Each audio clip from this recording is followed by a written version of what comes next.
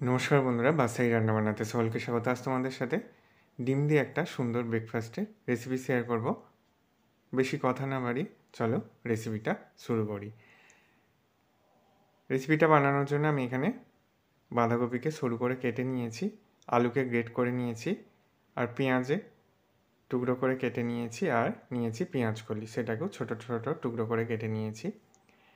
ভালো করে নুন মাখিয়ে নিলাম যাতে করে বাঁধাকপিটা নরম হয়ে যায়।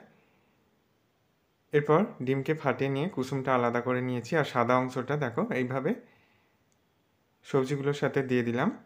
ভালো করে মিশিয়ে নেব ডিমের সাদা অংশটাকে। লবণ আর গোলমরিচ গুঁড়ো দিয়ে দিলাম। এবার দিয়ে দিচ্ছি কর্নফ্লাওয়ার। আমি এখানে 3 চামচ কর্নফ্লাওয়ার দিয়ে দিচ্ছি। তোমরা এখানে এর মধ্যে যে কোনো সবজি ব্যবহার করতে পারো। মিশ্রণটাকে ভালো করে মেখে নিলাম। মিশ্রণটা রেডি হয়ে গেছে।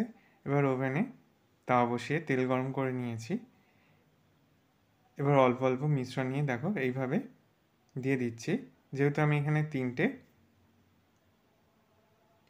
ডিম ফাটিয়ে নিয়েছি, তাই এই মিশ্রণটাকেও 3 ভাগে ভাগ করে দিয়ে দিচ্ছি।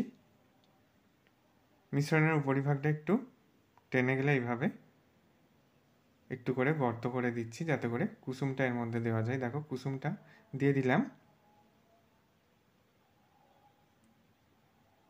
কুসুমগুলোকে দেওয়া হয়ে গেছে। দু পিঠই ভালো করে ভেজে নিতে হবে। প্রথমে এক পিঠ ভালো করে ভেজে নেওয়ার পর অপর পিঠও উল্টে দিয়ে ভালো করে ভেজে নিচ্ছি।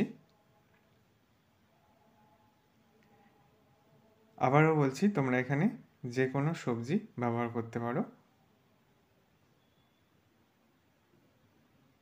দু পিঠই ভাজার জন্য দিয়ে দিয়েছি। দেখো ভাজা হয়ে গেছে, তৈরি হয়ে গেছে ডিম দিয়ে দুর্দান্ত স্বাদে ব্রেকফাস্টের রেসিপি। তোমরাও একবার এইভাবে বাড়িতে ট্রাই করে দেখতে পারো, ভীষণই ভালো লাগবে। আশা করি রেসিপিটা তোমাদের ভালো লাগবে। ভালো লাগলে বন্ধুদের মধ্যে অনেক শেয়ার করো, লাইক কমেন্ট করতে ভুলো না। সকলে সাবধানে সুস্থ থেকো। ধন্যবাদ।